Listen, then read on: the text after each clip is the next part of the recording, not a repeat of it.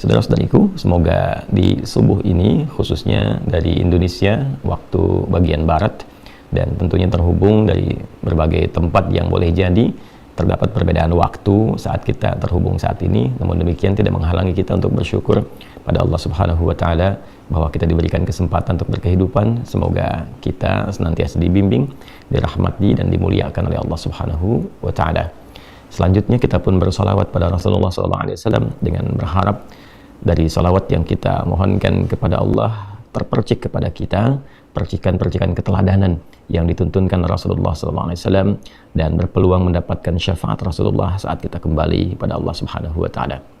Saat ini kita akan mencoba menyambungkan kembali pembelajaran kurikulum kita di MIRA, Ma'had Islam Rafiah Akhir, dalam pembelajaran kurikulum online yang insya Allah seperti kami seringkali sampaikan dan tegaskan, beberapa waktu ke depan setelah ada penyesuaian di pembangunan pesantren, kita akan mulai masuk pada kurikulum pembelajaran yang tersusun sesuai dengan jurusan-jurusan yang telah dipilih.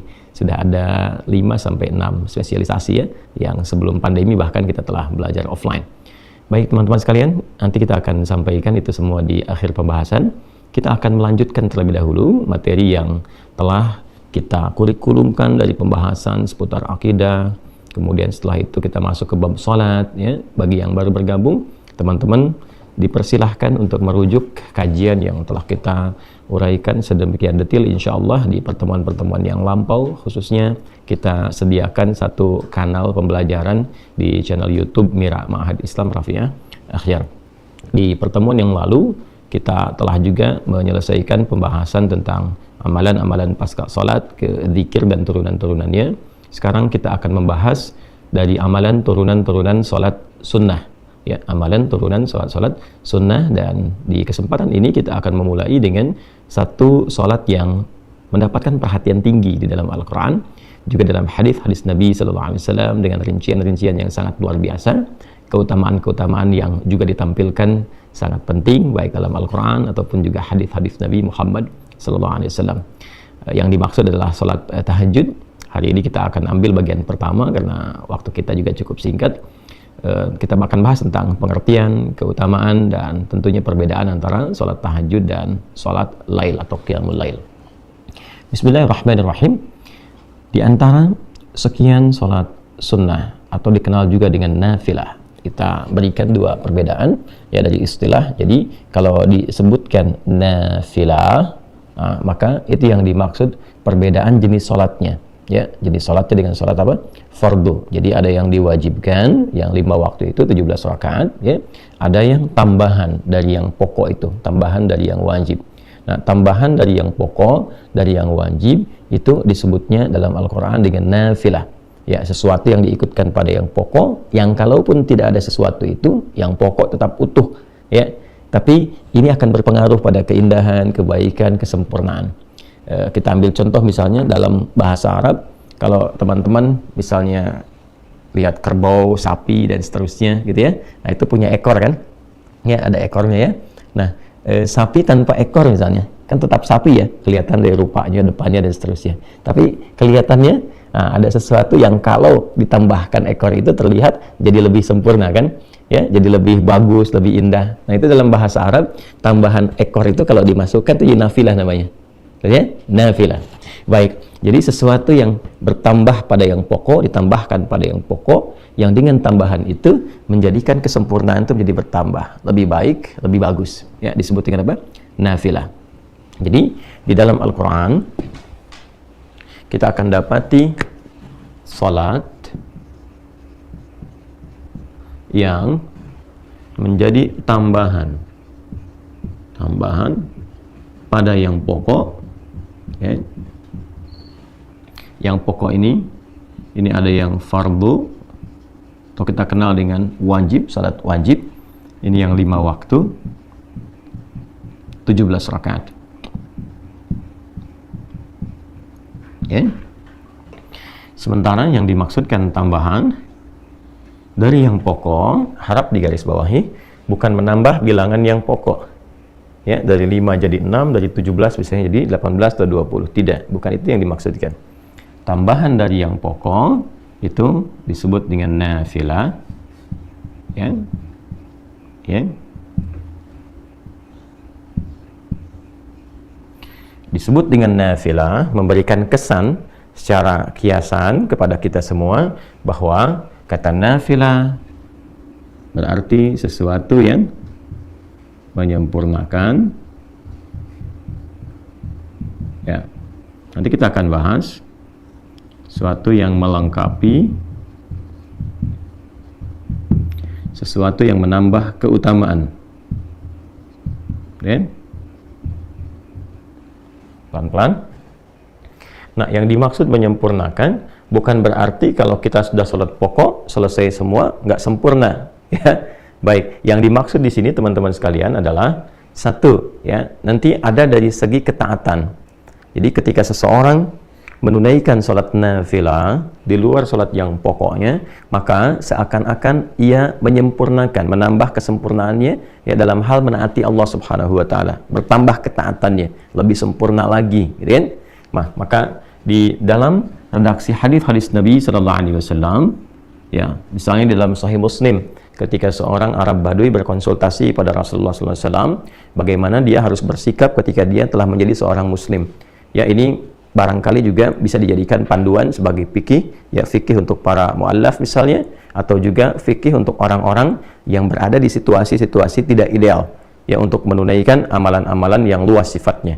Ya, jadi Nabi SAW memberikan pesan kepada orang ini, karena orang Baduy ini ya tinggal di tempat yang tidak biasa, nggak setiap waktu bisa menemukan masjid, nggak setiap saat bisa bangun malam karena dia pindah-pindah, mungkin kena badai, mungkin dingin dan sebagainya. Jadi Nabi mengajarkan kepada orang ini ketika dia bertanya, "Ya Rasulullah, ajarkan, tunjukkan padaku amalan yang singkat, padat, tapi berpotensi memasukkan aku ke surga." Kan? Nabi SAW mengajarkan, ya, engkau tunaikan sholat yang pokok. Allah mewajibkan kepadamu 5 waktu, ya, silahkan tunaikan. Illa antatawwa, kecuali engkau ingin menambah ketaatan kepada Allah, ingin menyempurnakan ketaatanmu, tambah lagi, maka silahkan tambahkan tatawwu namanya, ya, tambahkan ketaatanmu. Illa an tatawwa, tatawwu. Nah, tatawwu ini berbentuk sifat, ya, asalnya dari kata taat, ta'atun. Tatawwa ya tatawwu, tatawwuan, kata dasar akarnya adalah taat, ya.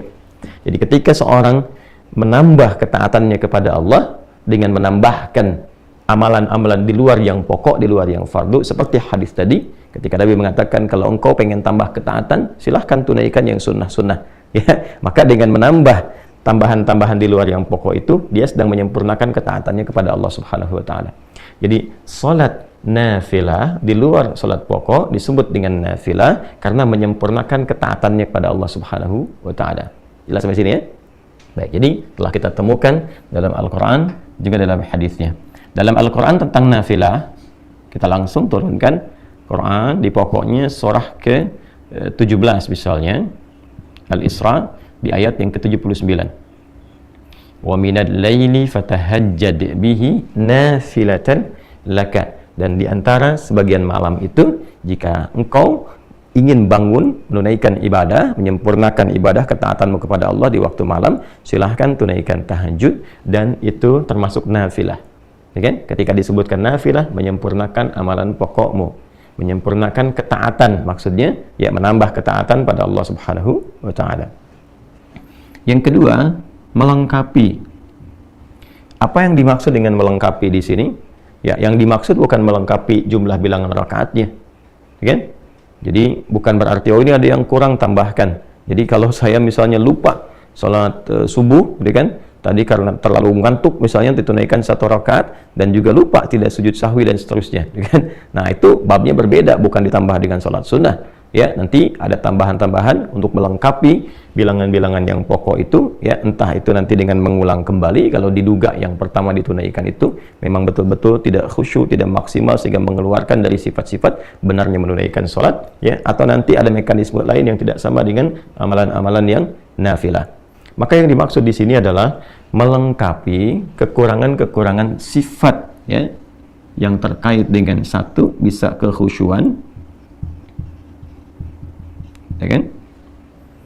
Nah, boleh jadi ketika menunaikan sholat tadi misalnya sholat subuh waktu Indonesia bagian barat, ya kan? Ya, ada dari kita 2 rakaat itu dapat khusyuknya misalnya 1,5 rakaat. Nah, sebagiannya ada yang menerawang kemana dan sebagainya, ya kan?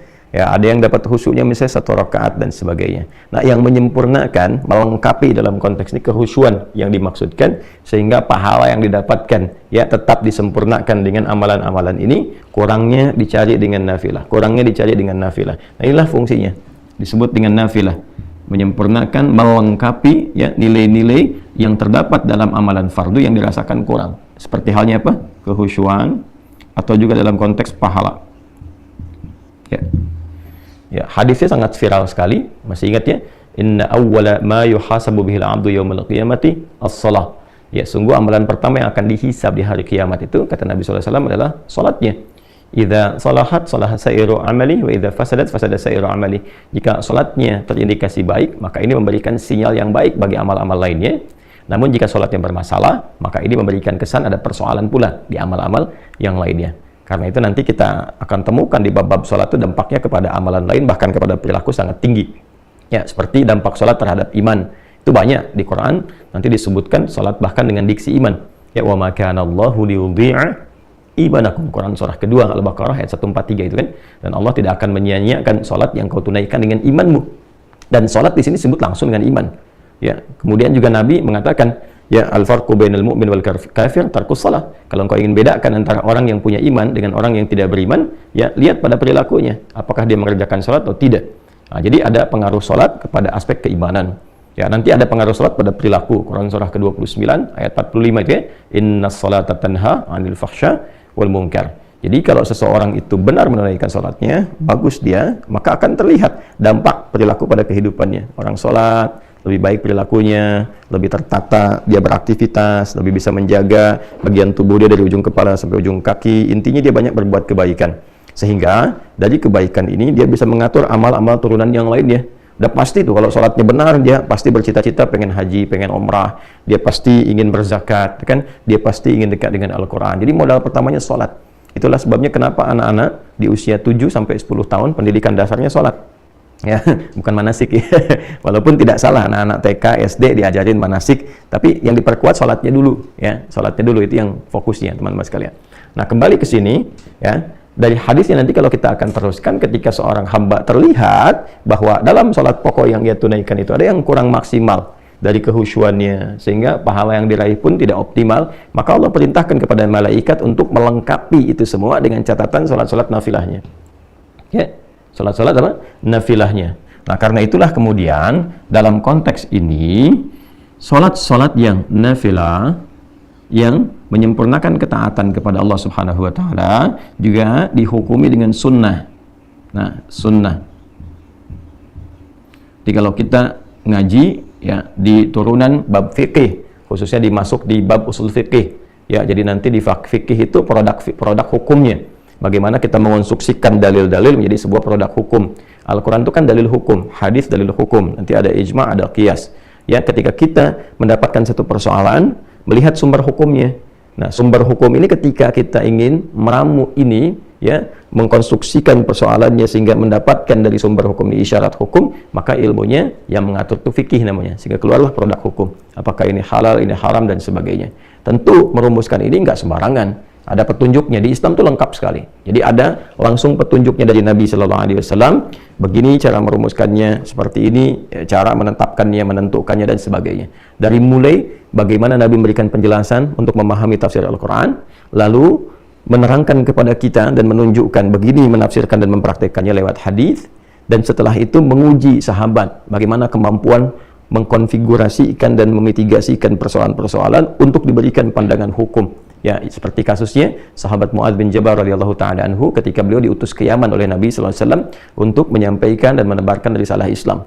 Maka kepada Mu'adz bin Jabal, Nabi mengetes beliau sebelum berangkat, ya, mencoba untuk mengkonfigurasikan pemahamannya benar nggak ketika berangkat ini, dites dulu. Nah, itulah tugasnya para dai sebelum berangkat tuh, lengkapi diri dengan pengetahuan, kemampuan juga untuk memahami sumber-sumber hukum Islam. Ya, sehingga Nabi memastikan kalau engkau nanti ingin memutuskan perkara, bagaimana caramu melakukannya. Maka kata Mu'adz, saya akan melandaskan semua apa yang akan saya jawab itu pertama saya lihat sumber hukumnya dari Al-Quran. Ya, setelah itu dari mana? Ya, dari hadis. Setelah itu kalau engkau ingin memutuskan itu, engkau tidak dapat langsung lihat dalilnya spesifik di Quran juga di hadis bagaimana? Ya ana ajtahidu bira'i, kata beliau, saya menggunakan pendekatan ya, pemahaman saya yang bersumber dari Al-Quran dengan hadis. Jadi dikonfigurasikan, oh ini seperti ini nih memahaminya. Ini ada ayatnya, ini ada hadisnya, lihat isyaratnya kemana, begini hukumnya.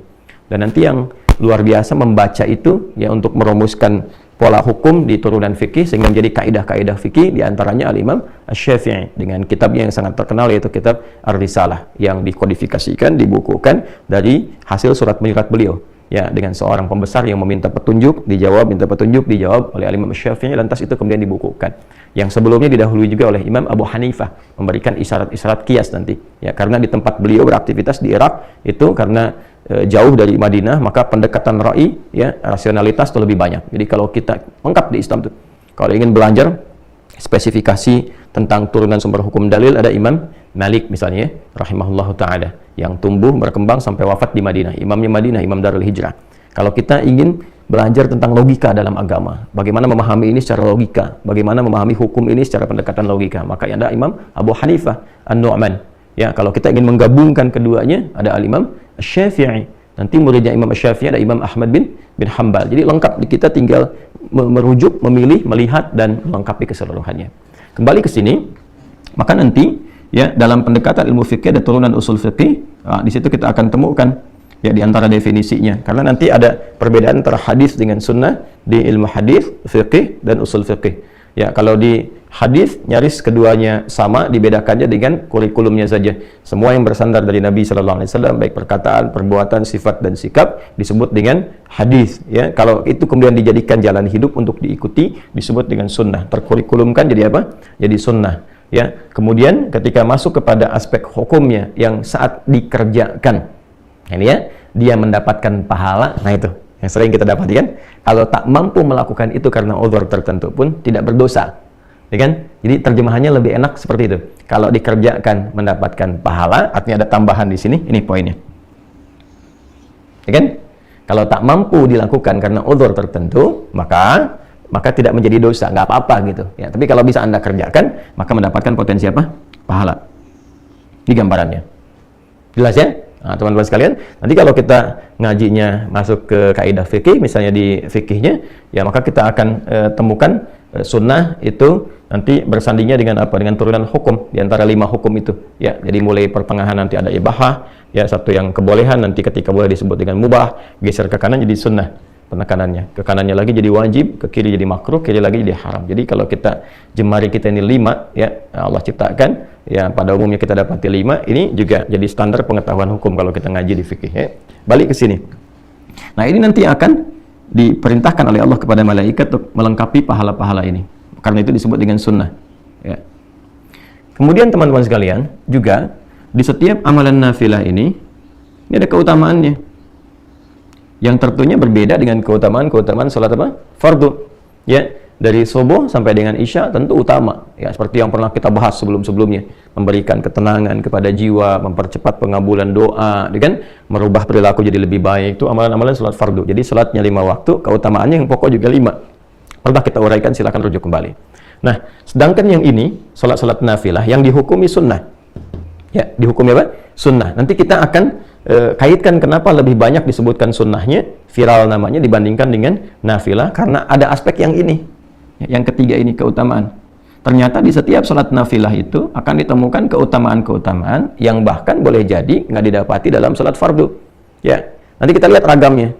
Misal, sering kita dapati salat yang rawatib, yang tersusun, ya bersanding dengan salat-salat fardu. Misal 2 rakaat sebelum subuh tadi kan, kemudian 4 rakaat sebelum zuhur. Kalau tak mampu 4 jadi 2, hadisnya Ibnu Umar radhiyallahu taala anhuma. 2 rakaat setelah zuhur, kan? 2 rakaat setelah maghrib, 2 rakaat setelah isya, kan? Nanti ada yang rawatib itu yang 12 ya. Nah, itu di antara keutamaannya apa? Memberikan kelengkapan kepada salat fardu dari segi kehusyuan, segi pahala. Nanti ada salat mutlak, ya, ada yang waktunya dekat dengan salat fardu, ada yang terpisah jauh. Seperti yang dekat-dekat itu misalnya 4 rakaat sebelum asar. Hadisnya Ibnu Umar radhiyallahu taala anhuma, rahimallahu imra'an shalla qabla al-'asri arba'an. Allah merahmati seorang hamba yang salat 4 rakaat sebelum asar. Nanti ada yang agak mendekat lagi misalnya tapi ada jeda seperti salat syuruk. ya kan? Nah, yang hadisnya sangat viral sekali, nanti kita akan masuk ke situ juga, ya. Man shallal ghadata fil jama'ati, siapa yang menunaikan salat fardu subuh dengan berjamaah, nanti tafsirnya kita akan bahas kemudian, apakah di masjid atau cukup berjamaah, ya. Kemudian tsumma yaqudu yadhkurullah, kemudian dia duduk berzikir kepada Allah Subhanahu wa taala sampai tiba awal duha, yaitu syuruk. Ya, kemudian dia tsumma yusalli rak'atain, dia salat 2 rakaat. Fa kana 'alaihi ka ajri hajjin wa umratin, maka seakan-akan dia mendapatkan pahala senilai haji dan umrah. Kata Nabi, sempurna, ya. Nah, ini diantaranya. Kemudian nanti masuk ke duha, pertengahan duha, akhir duha, sampai juga nanti ada tahajud di malam harinya, ya, atau juga secara umum ada qiyamul lail. Nah, itu setiap bagian sholat punya keutamaannya sendiri. Apa fadilahnya salat syuruk? Apa pertengahan duha? Apa akhir duha? Apa keutamaan tahajud dan seterusnya? Nah, jadi di setiap amalan-amalan, kenapa disebut dengan nafilah? Ya, memberikan kesan bahwa ada sesuatu di dalam yang menyempurnakan, ada sesuatu yang dalam yang melengkapi, ada keutamaan yang boleh jadi nggak diraih di dalam sholat fardu karena urusan-urusan tertentu, ya, tambahan-tambahan tertentu. Baik, nah bukan berarti wah kalau begini saja berarti untuk apa mengerjakan yang fardu kalau nggak dapat ini. Tidak, cara berpikirnya bukan demikian. Nanti kita belajar apa keutamaan ini gitu, ya. Karena kalau yang ini yang pokok itu mengikat semua hal yang secara umum itu dirasakan, dibutuhkan, dan mendorong manusia untuk beraktivitas. Jadi ini standar manusia kalau yang ini. Manusia butuh ini. Tapi kalau yang ini, nanti ada pilihan-pilihan. Ya, boleh jadi si fulan aktivitasnya di A, nanti yang cocok sholatnya ini. Si fulan ada di B, nanti yang sesuai sholatnya ini. Itu maksudnya. Nanti kita akan dapati. Ya. Nah, karena psikologi manusia, umumnya, kalau ingin mengerjakan sesuatu, butuh motivasi. Yang dia dapatkan apa? Jarang, motivasinya ketaatan jarang. Kecuali punya tingkat keimanan yang sangat tinggi. Ya, biasanya motivasi manusia pada umumnya kalau saya kerjakan ini dapat apa? Kan? Kalau saya bisa melakukan ini, apa yang bisa diraih? Nah, karena itu bab salat nafilah, jamaknya disebut dengan nawafil, nafilah. Jamaknya disebut dengan nawafil. Itu lebih banyak diviralkan, dipopulerkan dengan istilah yang sunnah. Ya. Salat-salat sunnah. Selain menunjuk kepada hukumnya, baik kan, yang tidak sama dengan fardu, juga menekankan dari sisi keutamaannya. Ya, baik itu pahala, menambah kehusyuan, juga keutamaan-keutamaan yang bisa didapatkan secara spesifik. Jadi, kalau kekinian misalnya, kamu kerjakan tahajud ya itu kan sunnah. Tarawih apa itu kan sunnah. Kenapa memviralkan sunnah di kalangan para ulama? Untuk memberikan kesan bahwa sekalipun ini bukan yang pokok, tapi itu ada keutamaannya loh. Ya kan? Ada pahala yang luar biasa loh. Untuk memotivasi kita. Jadi ketika disebutkan sholat sunnah, yang muncul pertama kali itu digambarkan tuh, jangan gambaran begini. Ya, cuma sunnah nggak apa-apa, nggak ngerjain juga, bukan. Ya, karena definisi sunnah itu bukan ke situ. Ya, ketika kita bawa ke dalam nuansa ibadah, ke fikih, ada pahala di situ. Yang kalau nggak dikerjakan, ya kan, atau sengaja misalnya tertinggalkan atau mungkin nggak mengerjakan sama sekali, bukan dengan maksud mengabaikan. Jadi kalau mengabaikan jadi dosa, ya, dalam arti yang nggak ditunaikan saja. Ya sayang ada sesuatu yang hilang, sementara itu bisa dilakukan. Itulah sebabnya kenapa diviralkannya, ya, kalimat sunnahnya dibandingkan dengan apa? Dibandingkan dengan nafilah dan turunan lainnya. Jadi kalau disebutkan namanya nafilah ini, jamaknya nawafil, hukumnya apa? Sunnah. Sifatnya tatawwu'. Jadi kalau menemukan bab-bab dalam fikih ngaji, babun nawafil, itu sama dengan sunnah. Kalau ada dalam hadis istilah tatawwu' itu sama dengan apa? Sunnah. Jelas ya? Nah, di antara salat-salat nafilah yang berhukum sunnah, yang sangat ditekankan dalam Al-Quran, karena memiliki sifat-sifat yang tinggi dari 3 hal yang diuraikan ini terkait dengan makna nafilah, adalah salat malam spesifik tahajud. Ya. Nah, ya. Jadi pendekatan pembelajaran kita di Mira itu lebih menekankan pada pendekatan pemahaman. Ya, silakan kita boleh menghafal, bagus ya, menghafal itu, tapi saya menginginkan hafalan yang dipahami. Ya, bukan hafalan yang sekedar diingat ya, tapi rapuh dalam pemahaman. Makanya kita mulai dari dasar dulu sehingga kita paham ketika menunaikan tahajud itu, oh, berarti dia ada pahalanya. Oh, berarti ada kesempurnaan, sesuatu yang istimewa di dalamnya. Oh, ada sesuatu keutamaan yang nggak didapatkan dalam sholat-sholat yang lain. Baik ya? Nah, jadi di antara yang sangat ditekankan dalam Al-Quran untuk menunaikan sholat nafilah dari sekian banyak ragam sholat, dan disebut dengan nafilah adalah tahajud. Baik, dalilnya Quran surah 17 ayat 79. Wa minal laili, kan? Baik. Wa minal lail fatahajjad bih. Nah, nafilatan lak. Kita temukan katanya nafilatan lak. Ya. Wa minal laili, dan dari sebagian malam, ya, fatahajjad, maka bergegaslah engkau untuk bangun menunaikan tahajud. Nafilah, kita temukan kata nafilahnya. Ya. Sekalipun sholat itu bukan sholat yang pokok yang ditetapkan untukmu. Ya, itulah bagaimana Allah sangat memahami dan mendetil pada keadaan hambanya, karena memang Allah penciptanya. Ya, tidak semua hambanya memang ya memiliki motivasi yang mendorong ia untuk bisa bangun di malam hari menunaikan sholat. Karena itu Allah memberikan tugas kepada kita yang pokok itu, yang umumnya seluruh hamba itu secara general bisa melakukannya. La yukallifullahu nafsan illa wus'aha. Nah, di atas yang pokok ini kita diminta untuk menambah ketaatan. Ayo optimalkan nih karunia yang Allah berikan. Di waktu malam itu juga ada keutamaan-keutamaan buru, ya kan? Tingkatkan ketaatan dirimu, tingkatkan kemampuanmu, maka ditempatkan hukumnya sunnah, ya, amalannya nafilah, supaya juga tidak terlampau memberatkan kepada hambanya, tapi memotivasi untuk mengajar bagi siapa yang ingin mencapai keunggulan. Oke? Okay? Nafilatul lak, sekalipun itu hanya nafilah, ya, untukmu, laka, ya, untuk kita hamba-hamba Allah pada umumnya. Kalau nanti kalau ke Nabi itu berbeda pendekatannya. Jadi ini yang di luar Nabi, kepada kita pada umumnya. Tapi nanti ada keutamaan-keutamaan di dalamnya, kata Allah. Ya, yang akan diterangkan setelahnya. Jadi yang pertama, kita jelaskan dulu status tahajud itu, teman-teman sekalian. Statusnya masuk dalam kategori nafilah. Hukumnya apa? Sunnah. Dan memberikan isyarat pada tambahan tatawwu, tambahan sifat taat di hadapan Allah Subhanahu wa taala. Artinya, berbahagialah ketika Anda mampu bangun di malam hari untuk menunaikan tahajud, berarti Anda dinilai oleh Allah, digolongkan, dimasukkan ke dalam golongan hamba-hamba yang mampu menambah ketaatan. Pertahankan. Jadi berbahagialah ketika bisa bangun malam, artinya Allah sedang memuliakan kita dengan menambah sifat taat pada diri kita. Nah, ini pemahaman seperti ini kalau kita mengkajinya dengan dasar-dasar demikian, itu menambah motivasi. Ya. Namun sebaliknya, ketika pemahamannya kita tidak dapatkan, ya boleh jadi mungkin bisa memilih yang lain.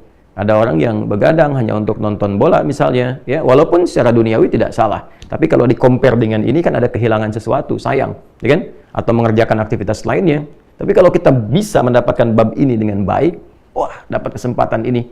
Tiba-tiba ada dorongan untuk menunaikan itu semua. Maka berbahagialah, status kita sedang dinaikkan oleh Allah sebagai hamba yang dinilai bertambah ketaatannya. Ya kan? Nah, saat yang bersamaan juga kita punya motivasi. Ketika bangun di malam hari, kita terdorong menunaikan itu. Kenapa? Karena nanti kita kejar, ada tambahan pahala nih.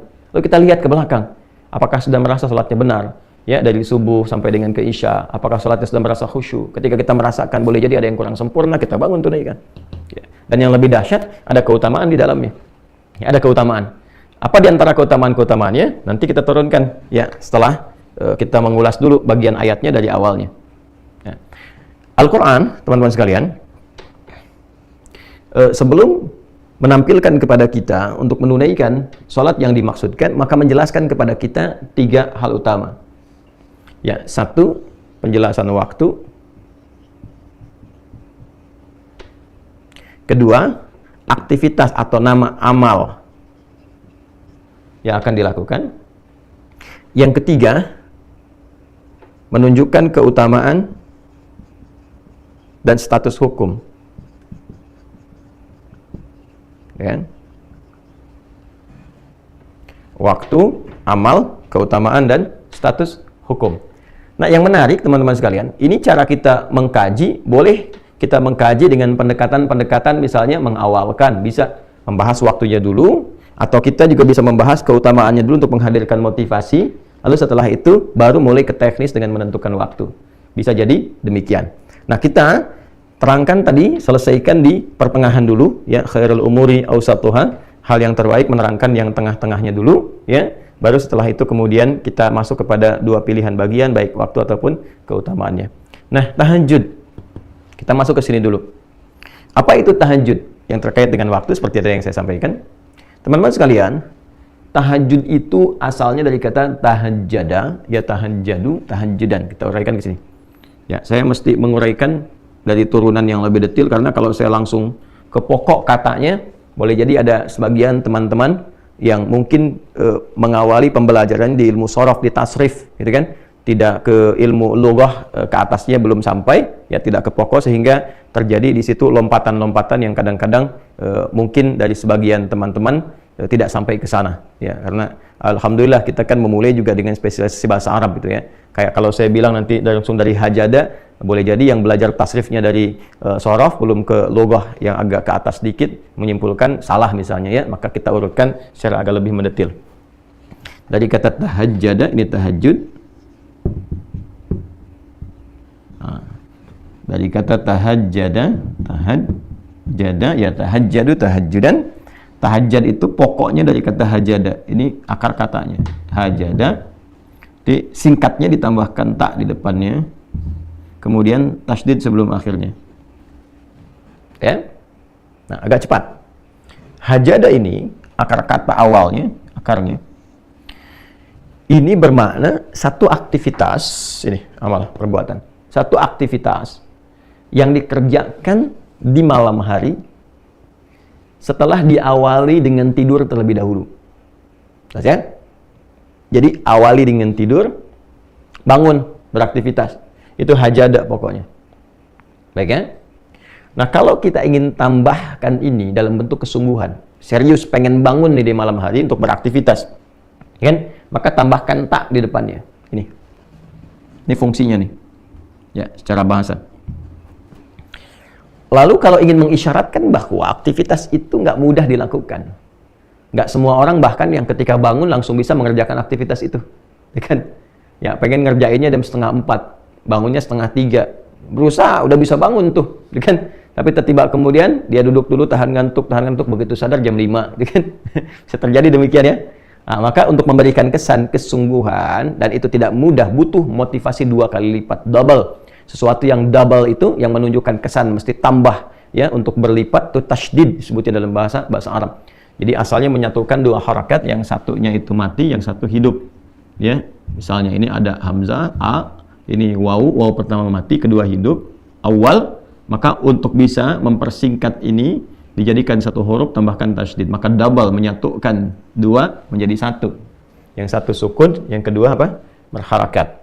Jelas ya? Ini dari kajian dasarnya. Tapi tasydid juga seakar dengan syiddah, sesuatu yang nggak mudah. Jadi kalau kita ngaji fikih bahasa, kita akan dapatkan biasanya pekerjaan-pekerjaan yang tidak mudah dikerjakan, sehingga butuh motivasi double, 2 kali lipat. Ya, itu secara psikologisnya, dia ditambahkan tasydid sebelum akhirnya. Maka berubahlah dari kata hajada menjadi tahajjada, memberikan kesan bahwa kesungguhan, keseriusan untuk mengerjakan aktivitas di malam hari setelah tidur terlebih dahulu, walaupun itu tidak mudah dilakukan, tapi dia menumbuhkan motivasi berkali lipat untuk mewujudkan itu. Nah, sifatnya, karakternya disebut dengan tahajud namanya, ya, tahajud nih. Ini di Quran kembalinya ke sini, ke kata kerjanya, untuk menunjukkan pekerjaannya. Ya, wa minal laili, dan dari sebagian malam, minnya sebagian, menunjukkan 2 kesan. Ya, kesan pertama, nggak harus semalam suntuk penuh untuk menunaikan ibadah ini. Ya, cukup sebagiannya lah yang Anda pandang Anda bisa mengerjakan itu secara ideal, sesuai dengan kelapangan Anda. Ya, misalnya kalau Bang ada isya istirahat, sekarang jam 8, misalnya istirahat jam 9, ya, bangun di pertengahan malamnya, dengan memberikan kesan bahwa ya saya bisa bangun jam 1 misalnya, silahkan kerjakan. Jam 2 misalnya, silahkan. Ya, atau awal-awal dekatkan ke subuh misalnya. Kalau subuhnya 4:35 misalnya, ya Anda bisa tunaikan jam 4 misalnya, atau 4:15, sehingga ketika selesai dekat ke subuh dan tidak terlampau ngantuk untuk mengerjakan salat subuh, karena di awal-awal. Ya, ini kesan min yang didapatkan, teman-teman sekalian. Ya, wa minal laili, dan dari sebagian malam, gak harus semua di waktu malam kemudian Anda gunakan untuk mengerjakan itu. Ya, jadi ini kesannya. Nah, yang paling menarik adalah supaya kita nggak terlampau lompat, kembali ke sini. Fa. Jadi kalau ada fa itu memberikan kesan bahwa ini sesuatu yang penting, sehingga cepat dieksekusi, tidak ditunggu-tunggu, tidak dilama-lama. Ya, jadi kalau sudah bangun, teman-teman sekalian, di malam hari itu siapkan diri dengan baik. Misalnya pengen bangun jam 3:30, pasang alarm dulu kan, 3 kali ya seperti biasa, 2:30, jam 3, jam 3:15. Alarm pertama matikan, alarm kedua siap-siap, yang ketiga sudah ya ready lah ya untuk persiapan itu. Maka kalau sudah siap itu pakai fa, cepat segera tunaikan, jangan pakai jeda gitu, langsung eksekusi. Kemudian tak, Ya, serius dah, maka cepatlah bersungguh-sungguh kan untuk menunaikan sholat, ya kan? Bangun, tunaikan sholat, sekalipun tidak mudah kerjakan, tumbuhkan motivasimu 2 kali lipat lebih dari yang biasanya untuk mengerjakan itu. Itu cara memahaminya. Ya, dan dari sebagian malam, nggak harus sepenuh malam kau kerjakan itu, ya kan? Silahkan, cepatlah kau bisa bangun, walaupun itu tak mudah untuk kau kerjakan, cepat kejar dengan serius, ya kan? Tambahkan motivasimu 2 kali lipat dari sebelumnya, tunaikan sholat, ya, yang didahului dengan tidur terlebih dahulu, ya. Jadi ini syarat kedua dari min ini, ya, dari min ini, gunakan waktunya untuk istirahat dulu, ya. Jadi bukan begadang malamnya tunaikan, tidak. Nanti itu perbedaannya dengan qiyamul lail. Kalau qiyamul lail nanti itu lebih umum sifatnya, termasuk di dalamnya nanti sholat-sholat yang sifatnya bisa ditunaikan sebelum tidur, ya. Ya, misalnya Anda mau kerjakan 4 rakaat sebelum tidur, karena diduga malamnya nggak bisa bangun misalnya kan, maka setelah sholat isya, sholat sunnah 2 rakaat rawatibnya, ya Anda misalnya sholat 2 rakaat atau 4 rakaat tutup dengan witir sebelum tidur. Nah itu masuknya kategorinya qiyamul lail, bukan tahajud. Ya, qiyamul lail bukan tahajud. Itu perbedaan qiyamul lail dengan tahajud. Jadi kalau qiyamul lail itu sifatnya lebih umum. Ya, sholat yang ditunaikan dari mulai ba'da isya sampai menjelang sahar. Ya, karena lail itu waktunya, nah kita masuk sini aja biar kita padukan. Lail, nah waktunya terbentang dari ba'da isya sampai menjelang sahar. Sahar itu waktu singkat, ya, sebelum fajar tiba. Amalan di waktu sahar disebut dengan sahur namanya. Ya, jadi kalau spesifiknya, kalau ini ba'da isya misalnya 19.45 misal. Kalau ini subuhnya misalnya 4.35, taruhlah 15-20 menit sebelum subuh 4.15 misalnya, ya kan? Nah, ini masih masuk kategori lail, ya kan? Nanti di sahar pun masih boleh ditunaikan sholat sampai menjelang adzan, karena Nabi pun dalam satu riwayat pernah kemudian berhenti di waktu sahar ini, ya, kemudian beliau beristighfar sejenak sambil miring ke kanan itu kan, sambil rebahan itu, ya. Tapi dalam satu riwayat ditemukan, termasuk dari riwayat Imam Ahmad, ya rahimahullah taala, bahwa Nabi menduga sudah masuk waktunya fajar, ya kan? Maka beliau akan rebahan fajar, ternyata masih jauh, ya, belum masuk waktu fajarnya, maka beliau teruskan dulu sholatnya 2 rakaat lagi, ya. Ya, ini ada kebolehan. Nanti ada amalan utamanya, amalan utama di waktu sahar itu kita bahas supaya tidak terlampau lompat. Dan dari ba'da isya sampai ke sini lail namanya. Ya, lail, al-lail. Jadi nanti ada pembuka malam, pembukanya muqaddimatul lail itu disebut dengan maghrib. Masuk lailnya itu isya, ya. Isya nih. Jadi ini dari mulai awal-awal sampai ke pertengahan, tengah malam, ya, sampai nanti ke penghujungnya sampai 1/3 malam, sampai masuk ke sahar. Ya. Jadi kalau kita mau petakan tinggal dibagi saja. Misalnya di sini dari mulai 1/3 akhir sampai ke ujungnya, misalnya dari jam 1.30 misalnya, terus sampai dengan jam ke-4.15. Ya. Nanti kalau sudah masuk ke teknis kita bisa bahas bagaimana teknisnya kalau dikonversi ke waktu, kira-kira kebiasaan Nabi bangun jam berapa, selesai jam berapa, itu kita bisa turunkan. Ya. Baiklah teman-teman sekalian, nah ini dari waktunya ini, kalau ada orang misalnya dia menduga karena lelahnya luar biasa aktivitas, dia duga nggak akan bisa bangun nih jam segini nih, maka dia memilih sholat ba'da isya, sholat sunnah 2 rakaat untuk rawatibnya, lalu dia sholat sebelum tidur nih, ya. Apakah dia witir misalnya, ya, yang dia tunaikan langsung 3 rakaat misalnya, 1 atau 3, atau dia sholat pendahuluan dulu 2 rakaat, ya, atau 4 rakaat, lalu dia witir misalnya 1 rakaat, ya, maka itu masuknya kategorinya sholat yang disebut dengan qiyam. Ya, turunan dari kata aqama, yuqimu, diambil dari kata aqama, sifatnya disebut dengan qiyam. Ya, maka yang ditunaikan di malam hari, sifatnya waktu malam, waktunya malam, maka disebut dengan qiyamul lail. Ya, atau disebut juga dengan sholatul lail. Nah, biasanya kalau sudah sholatul lail spesifik nanti nama lain dari tahajud, tapi kalau qiyamul lail masih umum. Jelas ya, teman-teman sekalian, jelas ya? Nah, jadi kalau kita kembali ke sini, teman-teman sekalian, kalau ada istilah qiyamul lail, qiyam itu masih umum sifatnya. Ya, boleh dilakukannya sebelum tidur atau bahkan setelah tidur. Nanti nama dari qiyamul lail spesifik. Kalau ditunaikan ba'da tidur, ya, bilangannya genap, nah itu disebut dengan tahajud. Yang ganjilnya disebut dengan apa? Witir.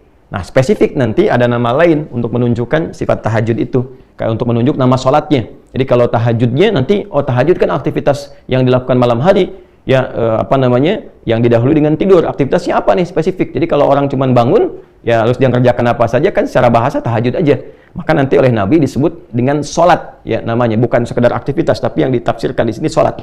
Ya, dari mana taunya? Ada kaitan dengan ayat sebelumnya, ayat 78, aqimis sholata, Ya, liduluki syamsi ila ghasaqil laili wa qur'anal fajr inna qur'anal fajri kana mashhuda. Nyambung langsung ke ayat 79, wa minal laili. Tunaikan salat yang pokok nih, waktunya diatur kata Nabi. Allah sudah tetapkan waktunya. Dari mulai tergelincir matahari terus diurut sampai ketemu waktu Isya. Nanti begitu Isya ada malam nih menjelang sahar. Nah, di antara malam itu tunaikan tahajud. Maka yang dimaksud di sini salat, ya. Dari mana tafsiran itu tahu salat selain petunjuk ayat? Nanti hadis Nabi. Misalnya kita temukan dalam Sahih Muslim. Sahih Muslim nomor hadis 749.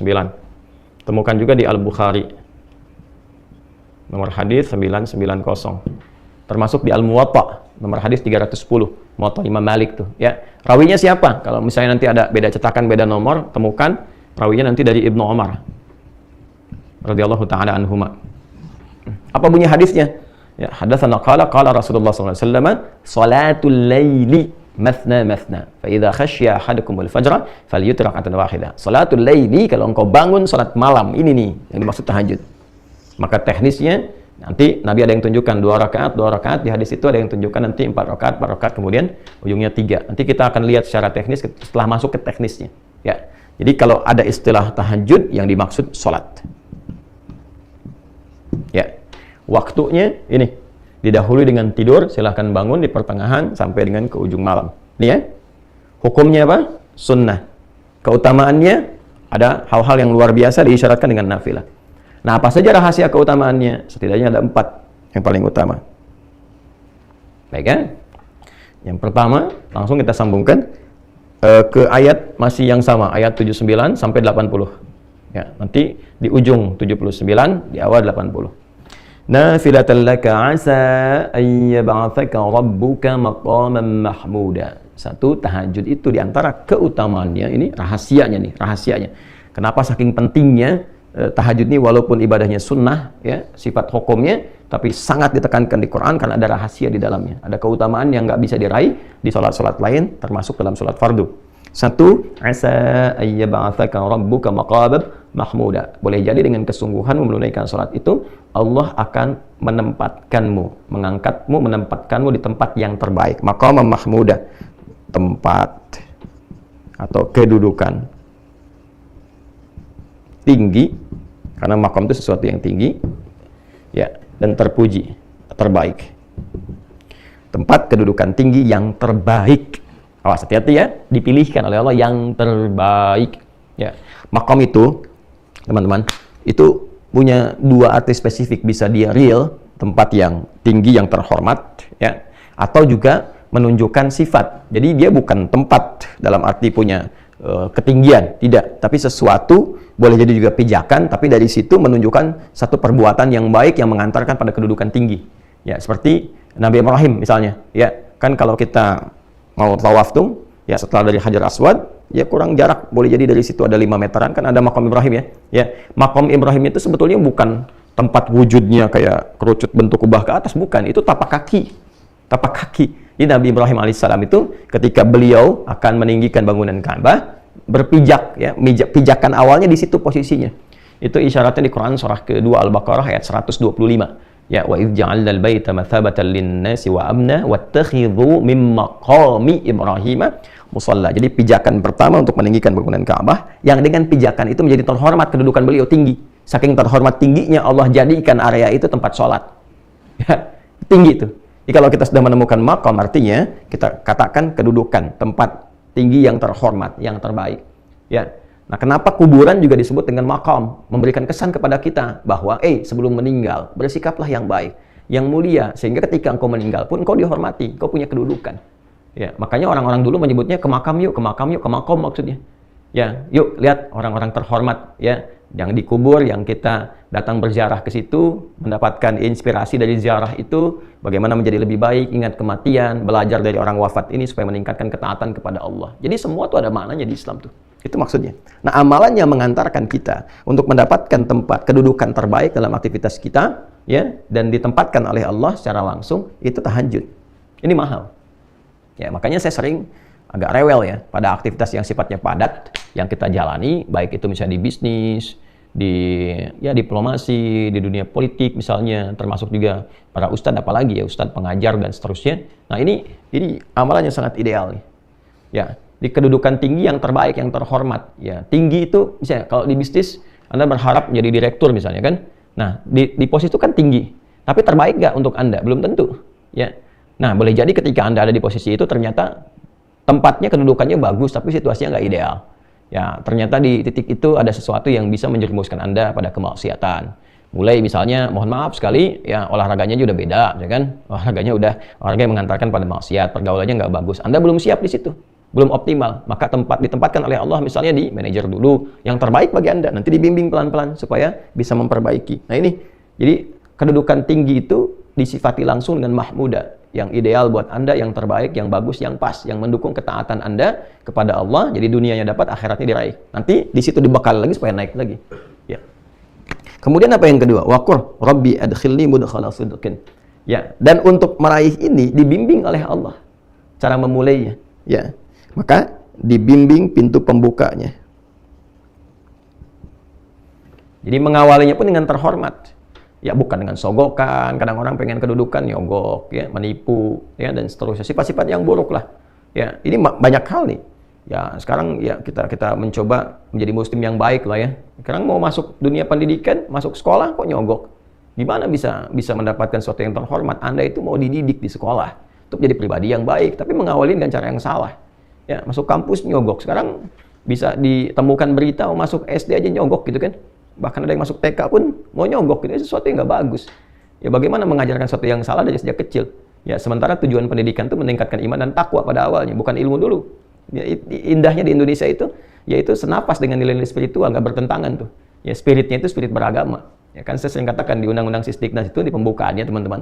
Ya, di pembukaan pasal menimbang tuh, pasal yang B-nya yang kedua itu dari beberapa yang ada di situ poinnya kan ditegaskan. Undang-Undang Dasar 1945 ya mengamanatkan kepada pemerintah untuk mengusahakan satu sistem pendidikan yang meningkatkan keimanan dan ketakwaan kepada Tuhan Yang Maha Esa.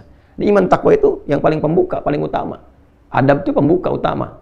Ya, jadi bagaimana Anda mendekatkan seseorang anak didik ya kepada Tuhan Yang Maha Esa, meningkatkan iman dan takwa dengan cara yang bertentangan, yang maksiat. Maka nanti orang yang rajin tahajud itu dibimbing oleh Allah. Kamu naik jabatan tuh nggak harus nyogok. Jadi kan promosi jabatan tuh nggak harus usaha yang aneh-aneh gitu. Ya, dan Allah menggerakkan hati-hati orang-orang itu untuk melihat ini orang yang paling ideal, orang yang paling tepat, orang paling lurus, paling bagus, langsung naik dibimbing oleh Allah. Jadikan hati-hati orang yang walaupun dia kelihatan misalnya ya perilakunya nggak ideal, ya tapi Allah lembutkan hati untuk memilih dia nanti tuh. Ya, dibimbing. Dan kalaupun ada kesulitan yang ketiga dalam menjalani itu ada tantangan. Kadang kan di posisi tinggi itu apalagi makom, posisi tinggi pasti persaingannya lebih ketat. Ya, jadi kalau ya seringkali kan diilustrasikan dalam kehidupan itu kalau jabatan paling tinggi seperti pohon kan, semakin naik, semakin tinggi anginnya makin kencang kan, persaingannya ketat dan sebagainya. Jadi kadang-kadang memerlukan jalan keluar, solusi. Wa akhrijni mukhrajas sidqin, maka Allah pun memberikan solusi. Pembukanya sudah baik, kalaupun ada persoalan, ya jalan keluarnya, solusinya pun solusi terbaik, dibimbing oleh Allah. Ya, apalagi situasi saat ini misalnya. Ya, yang orang di dunia sampaikan ada peluang resesi dari segi ekonomi, dinamika politik yang kuat secara global begini berpengaruh. Orang-orang yang dekat dengan Allah karena dia punya Allah. Anda punya harta, Anda bisa berperilaku dengan harta, punya kedudukan, membuat banyak hal ya dengan kebijakan-kebijakan. Tapi kan terbatas, harta bisa habis, kalau nggak Anda yang meninggal, harta yang hilang. Kedudukan selesai, pasti berganti, nggak ada yang abadi. Kalaupun Anda pertahankan, Anda meninggal juga. Tapi kalau kita katakan, saya punya Allah, yang nggak ada batas gitu. Nah ini nih, kalimat ini nih teman-teman, saya punya Allah. Nah itu harus melekat pada orang Islam. Punya Allah. Itu. Dan itu, Allahu Akbar, itu sebetulnya identitas yang harus melekat pada jiwa itu. Setiap muslim itu kalau sudah punya itu, udah nggak ada batas tuh. Karena dia yakin punya Allah. Bilal itu kan dalam tanda petik ya, disiksa gitu. Ya, saya katakan dalam tanda petik karena saya itu agak sulit menemukan kata-kata yang menggambarkan bagaimana hebat dan dahsyatnya perjuangan Sayyidina Bilal bin Rabah radhiyallahu taala anhu, dan tidak layak untuk mendapatkan kalimat itu sebetulnya. Tapi sejarah kan menunjukkan bagaimana beliau diikat, kan, di atas batu yang sudah dipanaskan, di lapang yang panas, lalu dicambukkan. Tapi karena beliau itu sudah mendapatkan nikmatnya iman, ada Allah, ya, ada Allah. Tuh, saya punya Allah gitu. Maka dikatakan irtad murtad kamu, kata beliau ahad. Ahad itu apa? Ya, sifat Allah yang utama kan. Qul huwallahu ahad. Saya punya Allah kok. Jadi dicambuk pun biasa aja, ahad. Disiksa juga saya punya Allah kok. Dan ketika itulah yang terjadi apa? Masya Allah, ketika seseorang mengatakan saya punya Allah, maka Allah langsung bertindak kan, karena kekuatan imannya itu.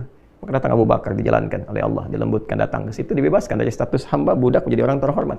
Ya, dibeli, dibebaskan. Ya, sangat terhormat. Nah ini, kalau kita punya prinsip seperti itu, maka insya Allah perbuatan-perbuatan buruk itu akan menepi dengan sendirinya. Tidak ada hal-hal yang buruk yang akan menyertai sesuatu yang didekatkan kepada Allah. Dengan sifat apapun, Anda pejabat, kalau Anda mengatakan saya punya Allah, Anda nggak akan korupsi. Anda menempuh jalan yang benar. Ya, Anda diplomat, birokrat, pebisnis dan sebagainya, pengajar, juga kalau benar-benar ustadz, kiai, habaib dan sebagainya, ya, melatih diri, saya punya Allah, dan melekatkan keimanan pada dirinya dan konfirmasi dengan kalimat Allah itu, ya idza dzukirallahu wajilat qulubuhum, disebutkan nama Allah. Kalau orang mengatakan saya punya Allah, disebutkan nama Allah, ada getaran pada jiwanya. Ya, makin tinggi makin bisa menggetarkan nanti. Maka sumpahnya nggak main-main, ketika demi Allah atau kalimat Allah saja sudah bisa menjatuhkan senjata, pedang dan sebagainya. Ya, kita berjuang dulu pakai kalimat takbir kan, Allahu Akbar, gentar musuh. Ya, Nabi mengatakan Allah, maka jatuh pedang yang sedang mengancam Nabi itu. Nah, itu nggak main-main kalimat itu. Ya. Dan yang terakhir, ya, waj'alli min ladunka sultanan nasira, mendapatkan langsung pertolongan dari Allah. Nah, ini maksudnya tambahan dari yang ketiga. Dia dapat solusi, tapi kadang-kadang di posisi tinggi ini goncangannya nggak mudah, magnitudenya juga kencang. Kadang-kadang ada yang ingin menyingkirkan, menyungkurkan, mencelakakan dan sebagainya.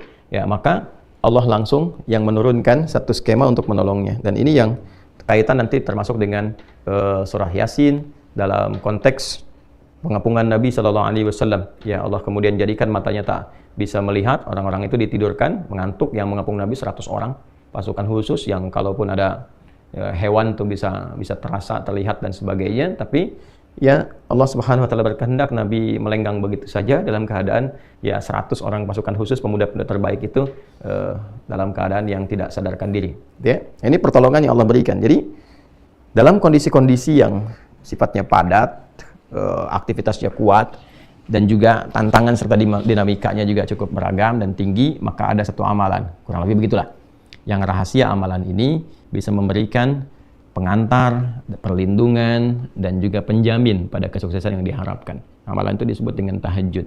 Ya, disebut dengan tahajud karena satu, waktunya dikerjakan di waktu malam, setelah beristirahat terlebih dahulu, diawali dengan istirahat supaya lebih fresh, lebih segar ketika bangun di malam harinya. Kemudian yang kedua, tidak mudah melakukan ini karena keutamaannya juga banyak, maka butuh motivasi yang kuat, serius untuk menunaikan. Nah, di antara keutamaannya, yang pertama, Allah akan berkenan mengangkat, menempatkan hambanya yang konsisten menunaikan tahajud dengan baik dan benar ke posisi yang terhormat, yang terbaik, yang ideal untuknya. Kemudian Allah akan berikan bimbingan agar mengawali semua karir kegiatannya dengan cara terbaik, memberikan solusi terbaik, plus melindungi ia ketika ada yang mengancam atau mengganggu ia dalam beraktivitas berkehidupan dengan cara-cara yang Allah kehendaki untuk memuliakan hamba-hambanya. Ya, walaupun cara-cara itu mengantarkan kepada ajal misalnya dan sebagainya, tapi dia akan jadi orang terhormat. Ya, akan jadi orang terhormat yang dikenang, yang baik, yang mulia. Ya, kalau kematian kan kita nggak bisa tolak sesuai dengan ajal. Ya, tapi kita bisa berikhtiar bagaimana cara meninggal secara terhormat, sehingga ditempatkan bukan sekedar di kuburan, di makbarah, tapi di makom. Yang ketika dizarahi pun dengan cara-cara yang terhormat, menginspirasi dan diteladani. Jadi meninggal pun masih punya jariah gitu. Ya. Nah, ini gambaran teman-teman rahasia salat tahajud. Nah, pertanyaannya, belum selesai babnya. Nah, kalau sudah bangun bagaimana menunaikannya?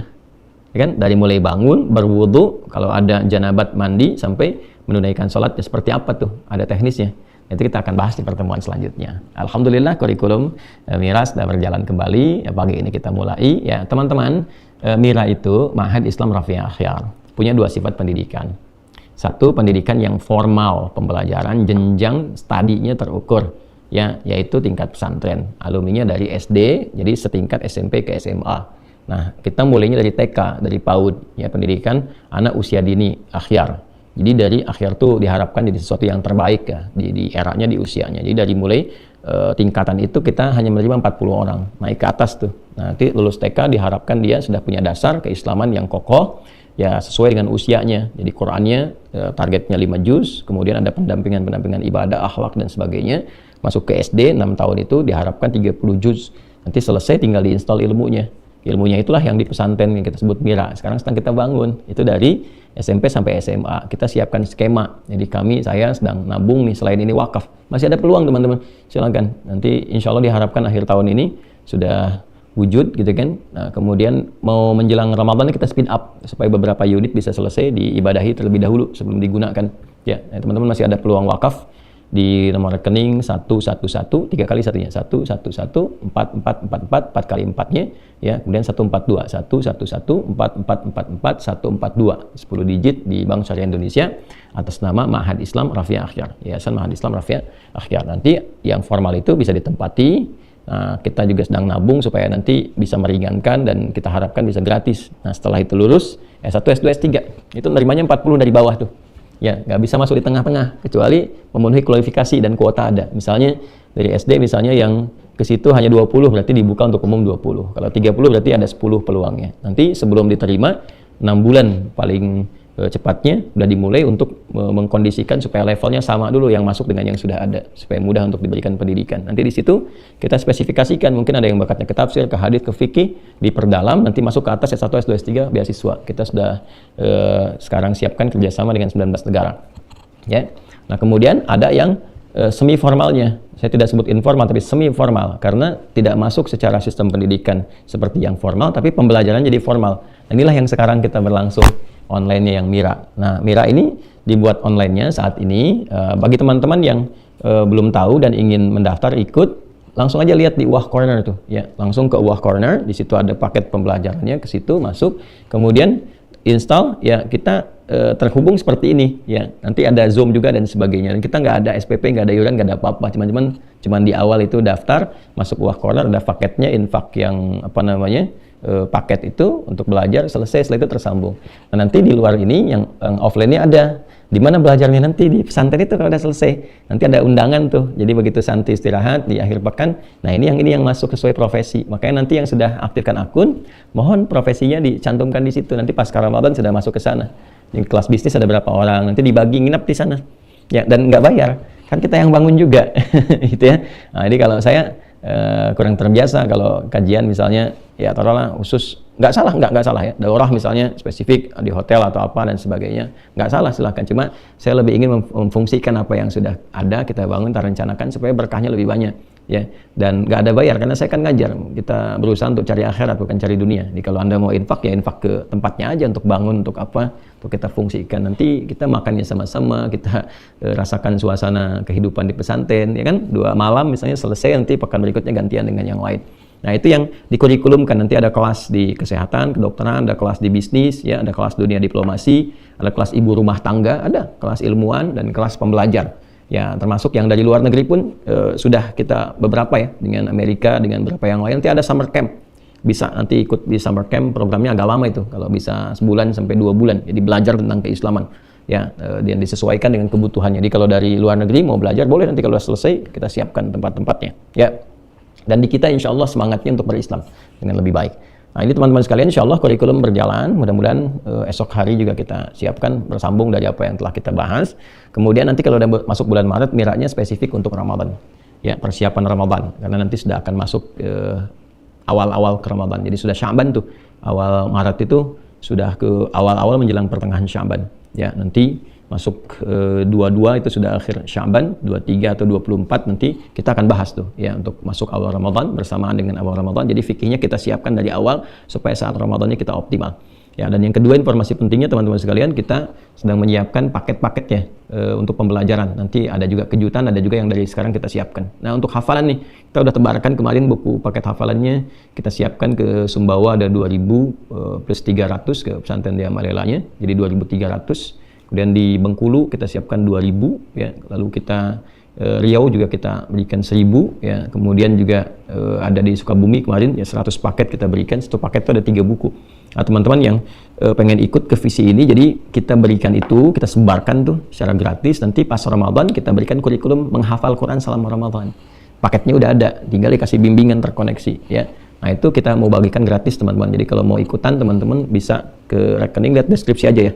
Di BSI juga tuh yang atas nama Tahiyat itu ada di situ ya, tinggal dicek paketnya kemana, itu nanti difungsikan untuk bisa mendapatkan paket-paket yang akan kita sebarkan. Insya Allah optimalisasinya ada di Ramadan. Saya kira itu yang bisa kita terangkan dulu di subuh kali ini ya, mudah-mudahan ada manfaat yang Allah ridhai dan mendorong kita untuk semangat menunaikan, meraih kehidupan yang baik dan akhir yang husnul khatimah insyaallah. Terima kasih terhubung di subuh kali ini waktu Indonesia bagian barat. Semoga Allah rahmati kita semua. Allahumma taqabbal minna innaka antas samiul alim wa tub alaina innaka antat tawwabur rahim. Rabbana atina fid dunya hasanah wa fil akhirati hasanah wa qina adzabannar. Allahumma ya arhamar rahimin irzuqna ni'matat tahajjud fi hayatina ya Allah waj'alna minal mustaqimina fiha ya arhamar rahimin. Sallallahu alaihi wasallam Muhammad wa ala alihi wa sahbihi ajma'in. Wa akhiru da'wana subhanakallahumma wa bihamdika nashhadu an la ilaha illa anta nastaghfiruka wa natubu ilaik. Walhamdulillahi rabbil alamin. Assalamualaikum warahmatullahi wabarakatuh.